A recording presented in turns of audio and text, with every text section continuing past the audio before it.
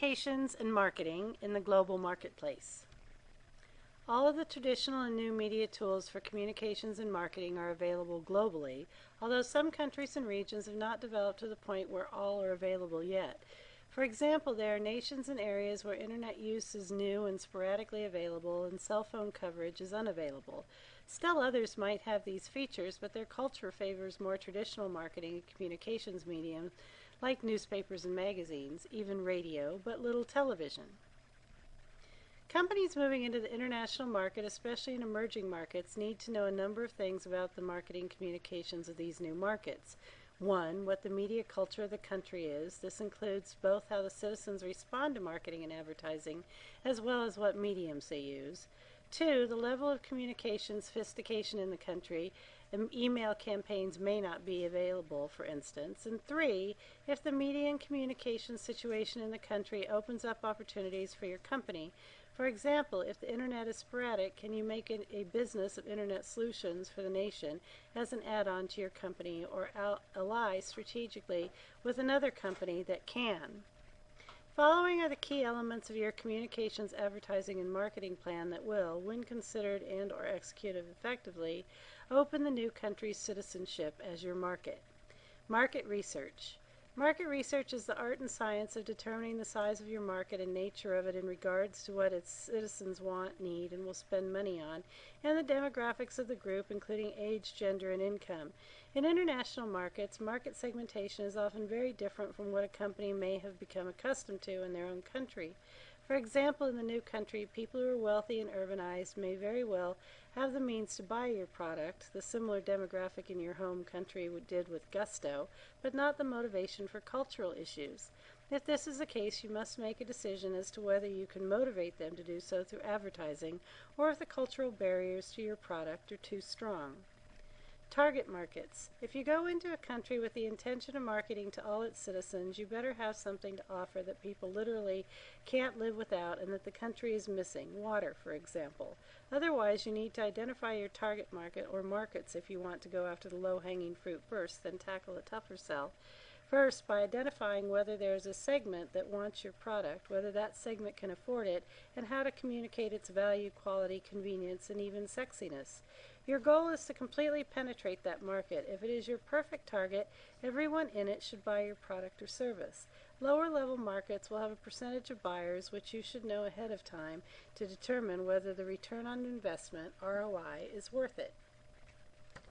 Media types. The media types and tools available to your marketing program include, but are not limited to, television networks, stations, syndicators, and cable, newspapers, national, local, weekly, college, network, online, magazines, business, consumer, yellow pages, ambient, billboards, general, street furniture, transit, and alternative, radio, networks and stations, websites, business, consumer, networks, and e-newsletters, internet advertising, ad serving, campaign management, online networks, rich media, search engines, streaming systems, and wireless, e-marketing, affiliates, branding, CRM, email, incentive promo, full service marketing, social media like Facebook, Twitter, forums on topical websites, etc., association, advertising, international, marketing, media, and print, and events, trade shows, block parties, fairs, book signings, etc.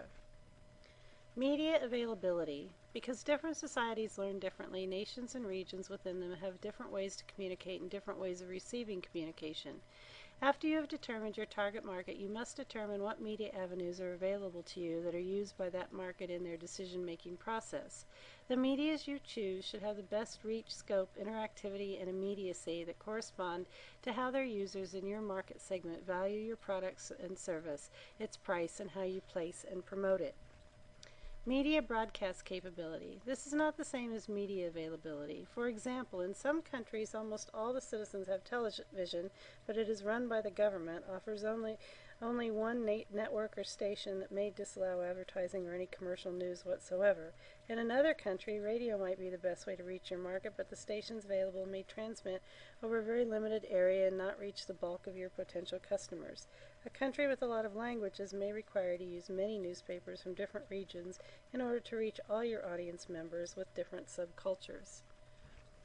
Advertising laws.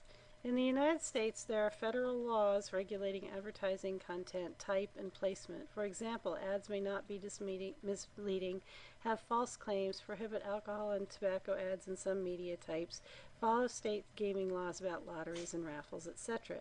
This is a know before you go issue. You must be fully versed on the host country's advertising laws. In a worst case scenario, you could find out that although your product is not illegal in a country, advertising it is. Languages. When doing business overseas, you must be prepared to translate your marketing into one or many languages. When you do this, it is extremely important that you have a way to verify the nothing lost in translation, literally. It is very challenging to craft and translate marketing messaging that has a desired impact on different language speakers. Most international marketing experts advise that you use target market focus groups to determine the best messaging for their demographic and how to present it to get results and avoid pitfalls of, for example, offending an entire culture.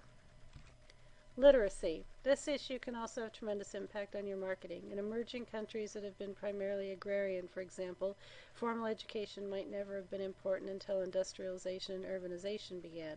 In these countries, you face the challenge of learning to communicate your product or service's value in a non-text-based way.